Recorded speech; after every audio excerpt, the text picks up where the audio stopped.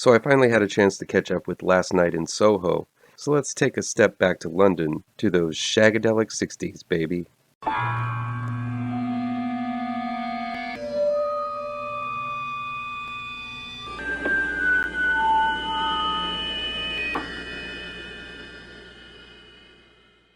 Welcome back to ML Miller Frights. I'm ML Miller.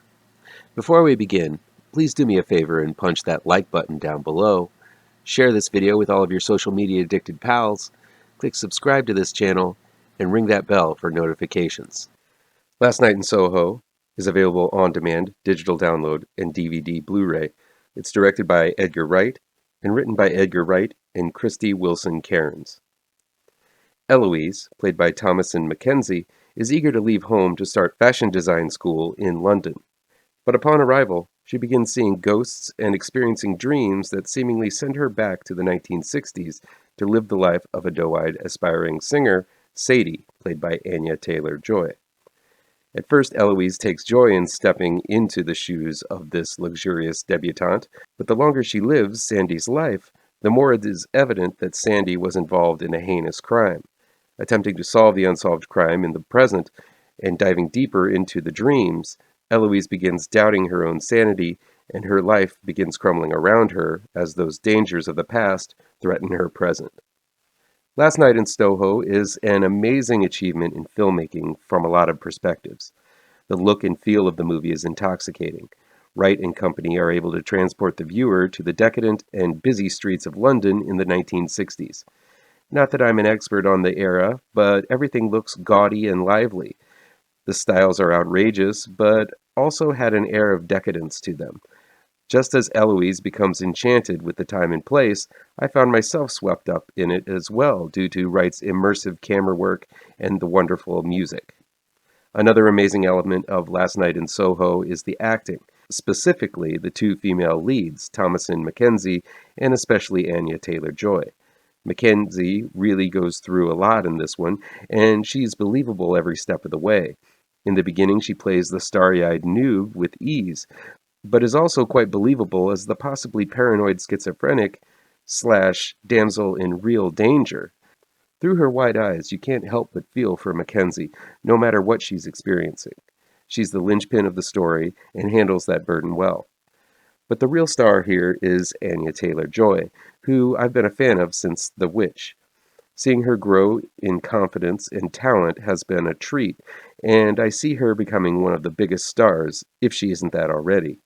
From the way she commands the stage during her performances, to her powerful voice, to those enchanting alien-like eyes, Taylor Joy sparkles every second she's on screen. The rest of the cast is okay. It feels like Eloise's would-be boyfriend, Michael Ajayo, feels a bit out of his depth. If there's a weak link in the film, it's his somewhat one-note performance. I also feel Matt Smith's role of the devilishly charming Jack was extremely cliched and not developed enough. Diana Rigg gets a bit more of a meatier role as Eloise's landlord, but it's nothing like her nuanced performance in Game of Thrones. But the leads are the one carrying this movie, and it's the reason you should see it. I also love the music and have enjoyed quite a bit listening to the Spotify playlist.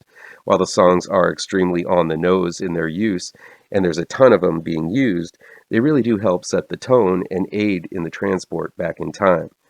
These are all great things. The atmosphere, the cast, the soundtrack, they all work together to make an extremely easy movie to like.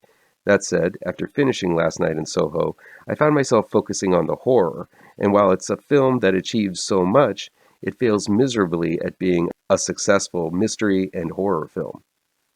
Sorry, I'm just not scared of CGI ghosts walking around the street and creeping towards the camera. Sure, there are tense scenes as the past begin crawling into Eloise's present. These scenes are well produced and quite effective the first time it occurs. But at the same time, the scenario is repeated over and over again, and it gets less effective as it goes along. I was concerned about Eloise's character, but I almost feel that Wright and his team were so engaged in bringing the 1960s to life that they've kind of forgot to make it truly terrifying. This made me wonder if the reason why Last Night in Soho didn't really scare me was because it was a big-budget film where everything is specifically and intricately produced, where every aspect is made to look perfect. Hair doesn't get messy. Clothes don't get dirty even when you fall on the street. Films like that never succeed in truly frightening me. It's the dirt and grime that causes the unease. It's the darkness and shadows that make me feel fearful. This is a film that sprinkles glitz over the grime, and as a result, the horror is hampered. I also think the mystery was extremely poorly constructed. Basically, there's one red herring set up to be the cause of all of Eloise's night terrors. The viewer is led to believe one story, and then the rug is pulled out from under everything Eloise knows in the end. And this is done with a whole lot of explanation. So much sitting and talking, telling the viewer the truth instead of acting it out. Last Night in Soho sets this obstacle up themselves, as Eloise only experiences Sandy's life when she sleeps, and this life seems to be playing out in order. So there needs to be an excuse to have her sleep in order to get to the answer of the mystery, as Sandy puts herself into more peril.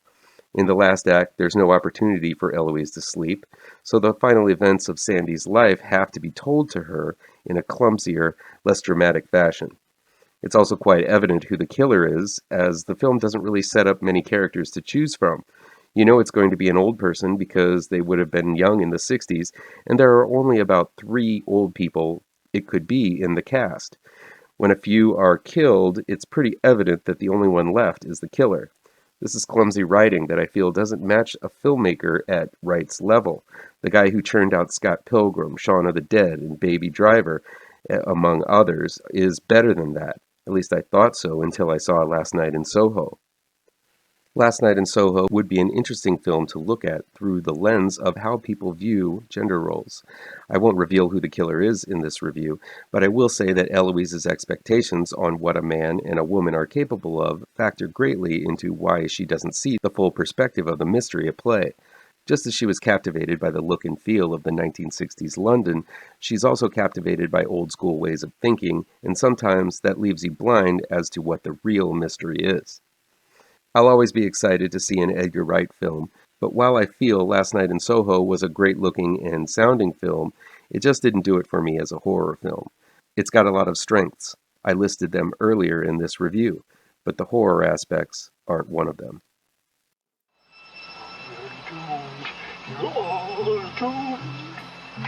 You're doomed to live the life you're meant to be, stuck inside your reality. You're doomed. Oh, you're doomed. You're